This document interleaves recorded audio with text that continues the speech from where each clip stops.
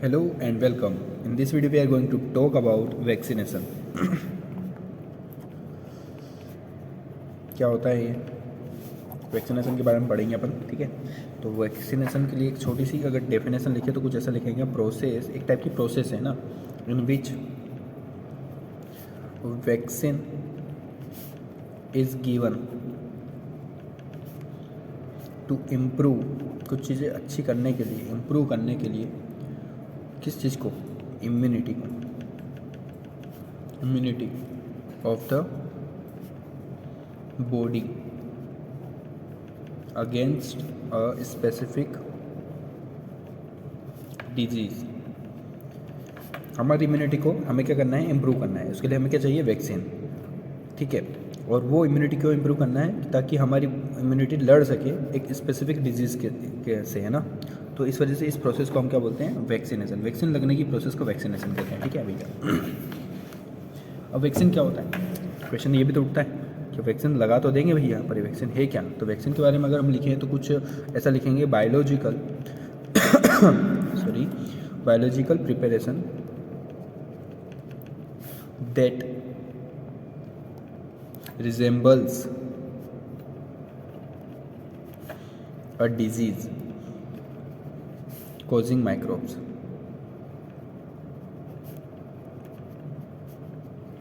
एक biological preparation यानी कि बायोलॉजिकल कोई भी केमिकल हो सकता है या कोई सब्सटेंस हो सकता है, उस चीज़ को वैक्सीन, यानी कि कोई भी ऐसी चीज़ हो सकती है। यहाँ तो हो सकता है कि वो कोई ऑर्गेनिज्म हो वैक्सीन में जो हम दे रहे हैं, या फिर वो कोई केमिकल हो, ठीक है। और उसको हम किसके लिए यूज़ कर रहे हैं, कि ताकि वो डिजीज़ को कॉजिंग ऑर्गेनिज्म जो है उसको ख़त्म कर सके, ठीक है।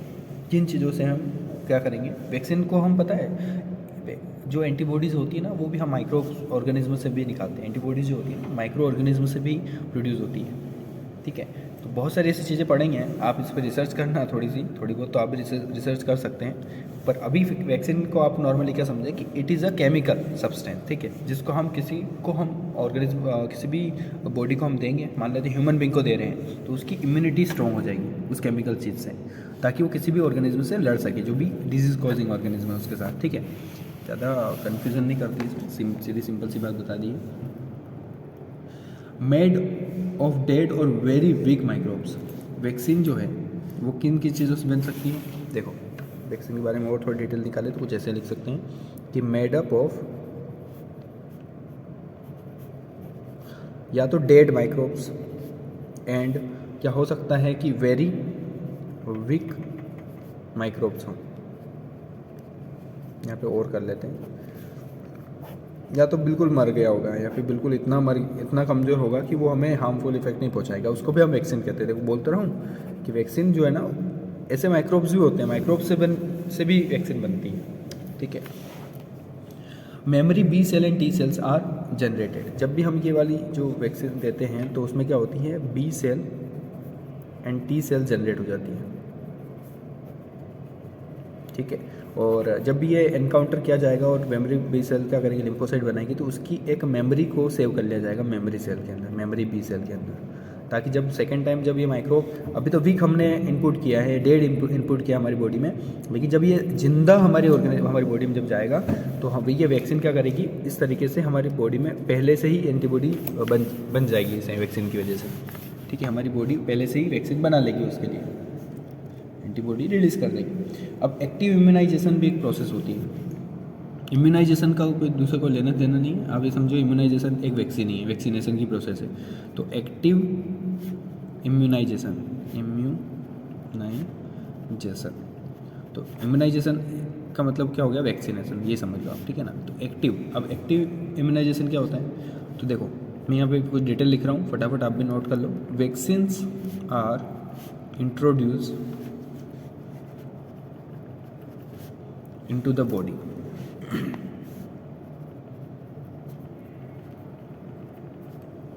body दूसरा क्या है इसमें, एंटीबॉडीज अगेंस्ट, आप ना पूरा पहले लिख लो फिर मैं बता दूंगा। Against the antigen are gradually formed in the body. usually form in the body. Antibodies attack when there is real attack of the antigen. Antibodies attack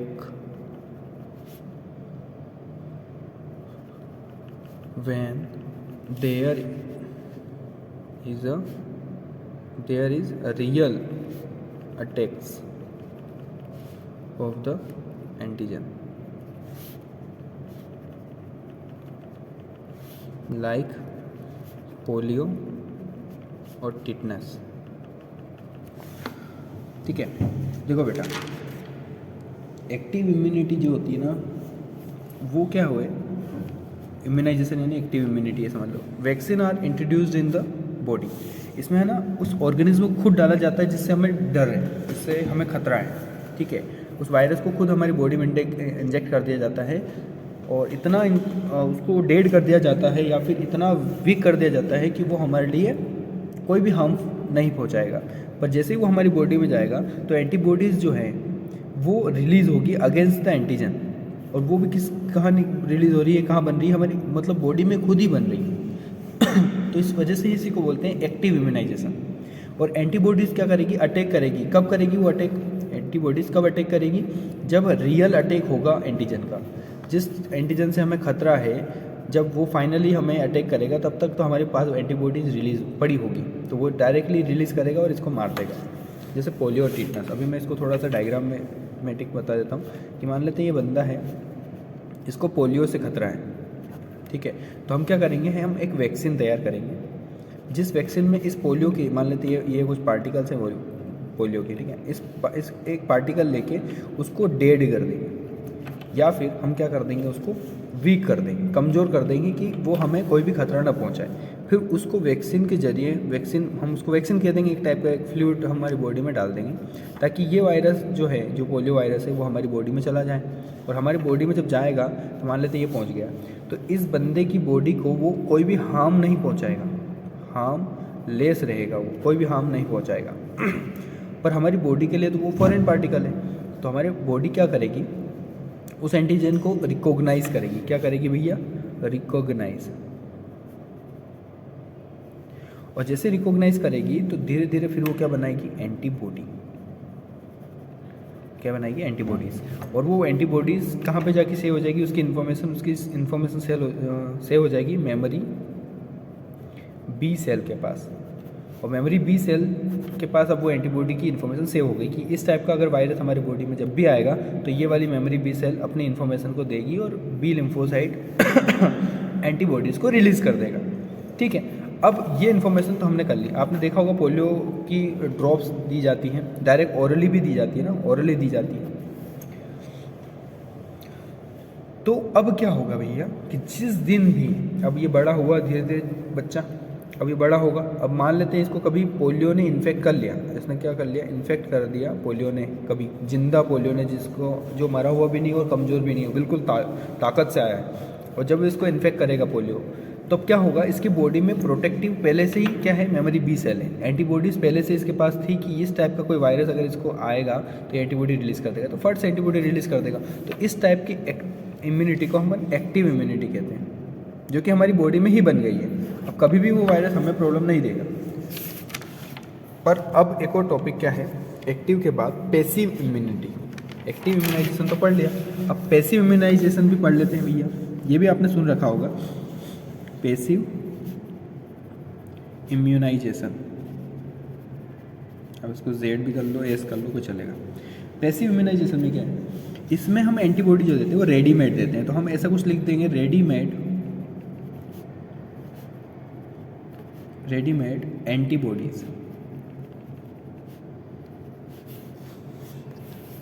against the specific antigen.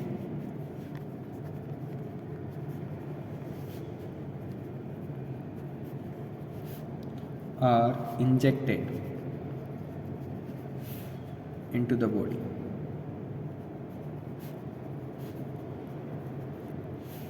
जैसे फॉर एग्जाम्पल डॉग बाइट, कुत्ते ने काट लिया मतलब snake bite, सांप ने काट लिया। देखो बेटा, डॉग बाइट कर रहा है तो उसमें उसके लार्वा में बहुत सारे क्या होते हैं, उसके सलाइवा में, लार्वा में क्या, उसके सलाइवा में क्या होते हैं, बहुत सारे वायरसेस हो सकते हैं। स्नैक बाइट किया तो उसने हमें कुछ जहर दे दिया खतरनाक लेवल पे, तो उससे क्या होगा, हमारी जो इम्यूनिटी है वो डिस्टर्ब हो जाती है और उसको एकदम एंटीबॉडीज चाहिए होती है कि एंटीबॉडी बना दूँ, और वो इधर उधर भागेगी, उसको पता ही नहीं चलेगा ना कि ये डॉग बाइट है और कौन से टाइप का वायरस हमें लगा है, तो कैसे एंटीबॉडी बनाएगा। तब इस तरीके से हम एक्टिव इम्यूनिटी की तरफ नहीं जा सकते कि इसको पहले से एक कुत्ते से कटवाया है, अधमरा वो अंदर बॉडी में बने, ऐसा नहीं हो पाएगा। इस टाइम पर हमें ये नहीं सोचना है कि एक्टिव इम्यूनिटी से काम चलेगा। इस टाइम पे हमें इंस्टेंट उसको एंटीबॉडीज़ देना पड़ेगी उस बॉडी को, ताकि वो अभी वायरस से बच जाए।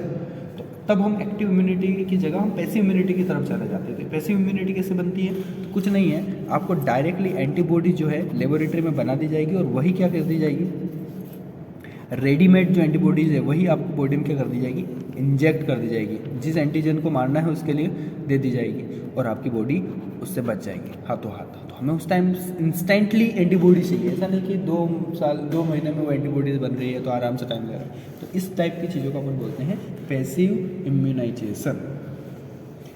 आज के टाइम पर वैक्सीन की सक्सेस बहुत है, जैसे स्मॉल पॉक्स एक बहुत ख़तरनाक लेवल पे चल रहा था, पर वैक्सीनेशन की वजह से आज हर बंदे के मतलब अभी क्या होगा, स्मॉल पॉक्स जो होते हैं एक प्रॉब्लम है, डिजीज़ है, आप सर्च कर लेना इसके बारे में, तो ये ख़त्म हो चुकी है। और जैसे डिजीज़ लाइक पोलियो, टिटनस और भी होते हैं, जैसे मिसेल्स होती है, जो खसरा की बीमारी जिसको, ये सब खत्म होने लग गई है। मतलब अब एंड हो गया इन बीमारियों का। अब इनकी बीमारी हमें क्यों इन्फेक्ट नहीं कर पाती है, क्योंकि हमारी बॉडी जो है इनसे इम्यूनिटी मिल चुकी है हमें हमारी बॉडी को पता है कि इस टाइप की वायरस से और इस टाइप की बीमारी से कैसे लड़ा जाता है, यानी कि हमारी इम्यूनिटी स्ट्रॉन्ग हो चुकी है अब इन बीमारियों से लड़ते लड़ते। इसीलिए तो आपने कभी देखा होगा, जैसे बच्चा जन्म लेता है उसका पूरा का पूरा डाटा तैयार हो जाता है कि कौन से ईयर में, कौन से मंथ में कौन सी वैक्सीन इनको लगनी है। ठीक है, वैक्सीन लगना बहुत इंपॉर्टेंट हो जाता है, क्योंकि हो सकता है छोटा सा बच्चा है अभी, तो उसकी कौन सी इम्यूनिटी आई, उसकी इनाइट इम्यूनिटी उसके पास है, पर उसकी एक्वायर्ड इम्यूनिटी उसके पास नहीं है, तो उसको एक्वायर करवाने के लिए हमें वैक्सीन देना पड़ेगी। तो इस तरीके से हम क्या करते हैं, हमारी वैक्सीनेशन की सक्सेस का हो जाती है इस टाइप से। और आगे अभी जैसे कोरोना टाइम चल रहा है, तो कोरोना की भी वैक्सीन्स आ गई हैं। एक टाइम ऐसा आएगा कि कोरोना पे हमारे लिए एक नॉर्मल फ्लू हो जाएगा, जैसे कि अभी कॉमन कोल्ड एक टाइप का नॉर्मल फ्लू है, छोटी मोटी मेडिसिन लेके हम बच जाते हैं, नॉर्मल हो जाता है, कोई प्रॉब्लम नहीं रहती। टाइफॉइड, सल्मोनेला टाइफी एक टाइप का बैक्टीरिया है, तो अभी इसका एक पूरा प्रॉपर डोज है, इस डोज को कंप्लीट करते हैं हम, बच जाते हैं, समझे। तो इस तरीके से हम क्या करते हैं, वैक्सीनेशन की वजह से बच जाते हैं बहुत सारी डिजीज़ से। चलो, तो अब नेक्स्ट वीडियो में, नेक्स्ट पार्ट में मिलते हैं, जिसमें हम एलर्जी के बारे में डिस्कस करेंगे, बहुत इंपॉर्टेंट टॉपिक है। ओके।